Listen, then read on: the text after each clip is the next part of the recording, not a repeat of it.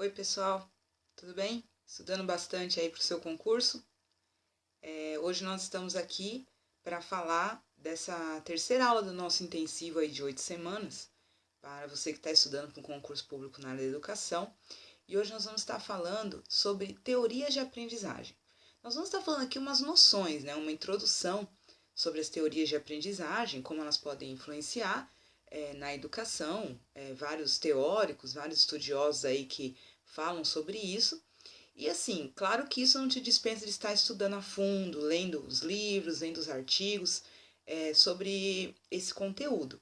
Mas eu espero deixar para você aqui, nesse tempinho que nós vamos ficar juntos, uma ideia geral, né, uma noção geral daquilo que pode ser cobrado na sua prova de concurso em relação às teorias de aprendizagem, tá bom? Então vamos lá.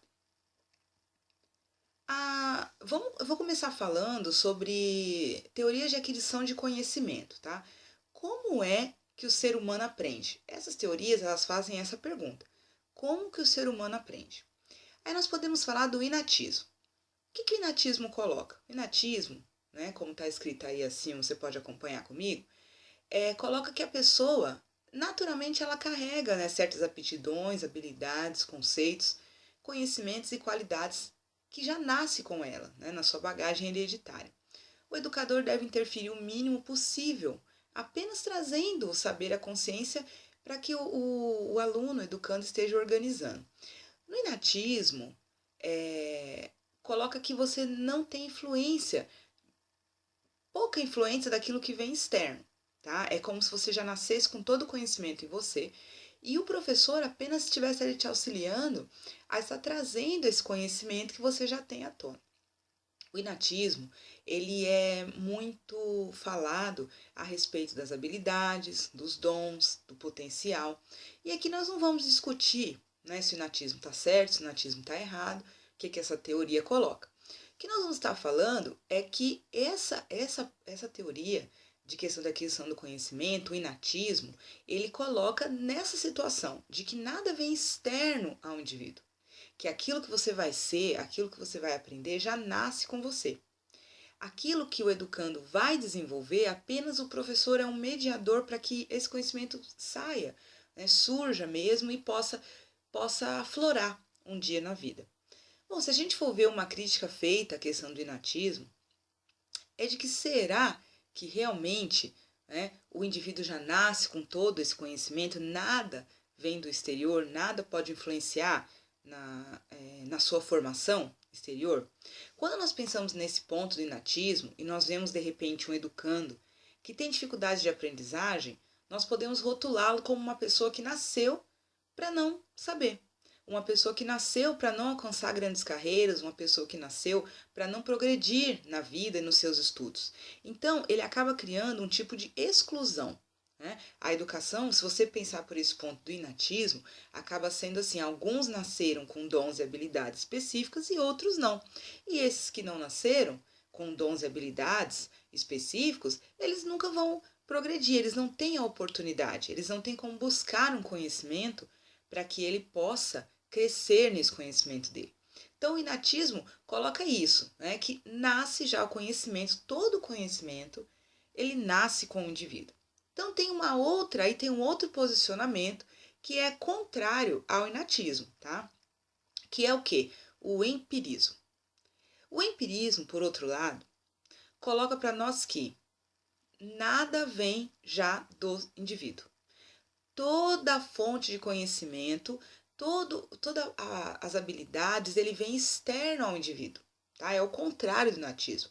Eles colocam, o empirismo coloca, a teoria empirista coloca que tudo vai partir da experiência que você tem com o mundo exterior. Tá? O conhecimento ele vai ser aprendido, acumulado e fixado pela imitação, pela repetição, pela cópia do real. Então, é como se fosse aquela ideia de que o indivíduo ele é uma tábula rasa, um papel em branco, um balde vazio. Qual que é o papel do professor, então? Encher esse balde, escrever nessa tábua, preencher esse papel em branco. Porque o indivíduo nasce, dele nada ele tem.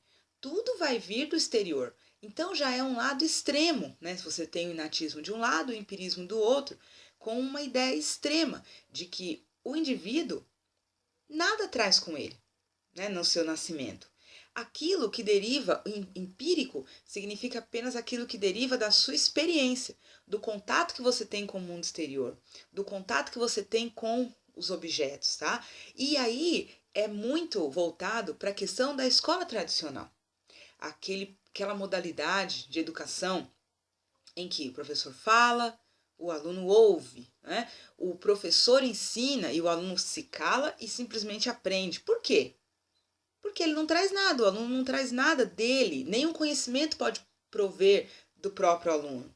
Tá? Então o empirismo coloca o quê? Que você precisa imitar, você precisa repetir um padrão exterior para que você possa ter o conhecimento. Não sei se você conhece o mito da caverna de Platão. O mito da caverna de Platão, ele fala muito sobre isso. Ele diz que as pessoas, de modo geral, os indivíduos, estão sentados dentro de uma caverna com abertura para as suas costas. Então ali está, né, ali nas minhas costas aqui, eu estou acorrentado dentro de uma caverna e ali atrás passam a realidade das coisas, mas eu não vejo a realidade. Eu vejo apenas a sombra que se reflete no fundo da caverna. E aquela sombra que se reflete no fundo da caverna é aquilo que eu realmente conheço, porque eu conheço apenas uma sombra, uma imitação daquilo que é verdade. E o mito da caverna de Platão diz que aí o filósofo, ele sai de dentro da caverna, ele se liberta daquelas correntes e ele vira e ele olha exatamente, ele pode ir lá na entrada da caverna e ver exatamente aquilo que está acontecendo, o que é a realidade daquilo que está passando mesmo lá fora. E esse mito da caverna, ele traz essa ideia do empírico, né? Que nós vemos apenas uma imitação daquilo que é a verdade, nós vemos apenas um reflexo do exterior para o nosso conhecimento, mas nós, de nós mesmos, não trazemos nenhum conhecimento, certo? Então você consegue perceber aí, se cair na sua prova, essa questão do inatismo e do empirismo. Lembre-se disso, o inatismo já fala inato, veio, nasceu, né, nato, de nascimento com a pessoa. E o empírico fala daquilo que se deriva de uma experiência, aquilo que eu preciso ter um contato com o mundo exterior, eu preciso fazer, repetir, ver, imitar aquilo que está no exterior para que eu possa adquirir conhecimento. Bom, então, dentre o inatismo e o empirismo, o que nós podemos dizer? Né? Que existe aí algumas teorias de aprendizagem baseadas no cognitismo, tá? Então, as teorias psicanalíticas de Freud, né, que nasceu em 1856, faleceu em 1939. Nós temos as teorias comportamentais, que o grande representante aí nós podemos falar de Skinner, nasceu em 1904, faleceu em 1990. E as cognitivas, tem vários representantes que nós vamos estar falando hoje nessa aula, mas o representante principal aí é quem? Muito falado. Esse senhor aqui, Jean Piaget, que nasceu em 1896 e faleceu em 1980. Eles são, assim, praticamente que contemporâneos todos eles, né? Mas vocês vão ver, nós vamos comentar hoje, que as teorias deles se diferem em muitas coisas, no foco em que eles colocam a questão da aprendizagem. Até nas teorias cognitivas, que nós vamos estudar outros autores, nós vemos que existem pontos de convergência entre eles, tá bom? Bom, falando a respeito da teoria da psicanálise de Freud.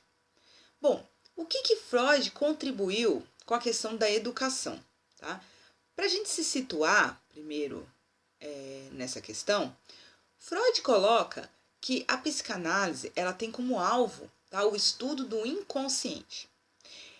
Essa teoria surgiu, os estudos de Freud, também baseado em outros autores, surgiu em busca de tratamento para os distúrbios emocionais, tá? A histeria, principalmente, e eles usavam a metodologia da hipnose. Nós não vamos estar falando muito sobre isso nessa aula, mas se você quiser depois, você pode estar mandando um e-mail para mim, leis.educação@gmail.com e falar, professora, me manda alguns artigos, alguns textos para que eu possa entender mais a questão da psicanálise de Freud, tá bom? E é que aqui nós vamos estar falando assim de uma forma geral. Não vamos estudar as etapas, né, do desenvolvimento que Freud coloca, mas você pode estar buscando esse conhecimento, estudando mais sobre isso, porque dependendo do conteúdo do seu edital, isso pode estar caindo para você a questão dessas etapas do desenvolvimento colocado por Freud, tá? Na teoria da psicanálise. Bom, a teoria de Freud ela é muito baseada na questão da sexualidade humana. Tá? Você vai ver que as etapas de desenvolvimento elas são baseadas em desenvolvimentos da sexualidade. Aonde está o prazer? Em que época da vida o prazer está situado? Né? A fase oral, que o prazer está situado na boca, então tudo a criança leva à boca, tudo a criança quer tocar com os lábios, né? E assim vai indo, ele vai falando da fase anal, ele vai falando da fase fálica, tá bom? Então você pode estudar mais sobre isso, né? Eu posso te dar aí umas indicações para que você esteja lendo. E se você puder, e se você se interessar pelo campo do conhecimento, estude mesmo os livros de Freud, né? Esteja buscando mesmo conhecer os livros mesmo, as literaturas que o próprio Freud deixou aí para a gente estudar, tá bom?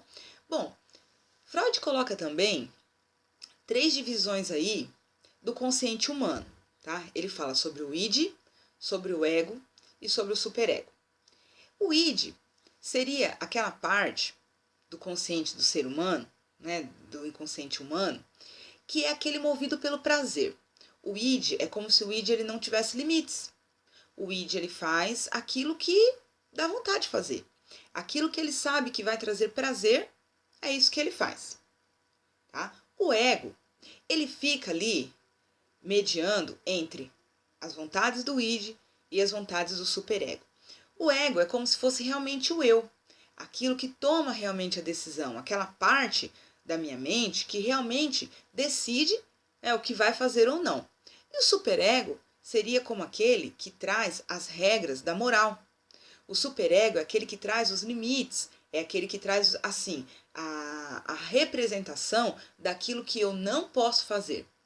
Então o superego ele pode ser representado pela figura do professor, pela figura de um pai autoritário, pela figura da moralidade, da sociedade, das leis, tá bom?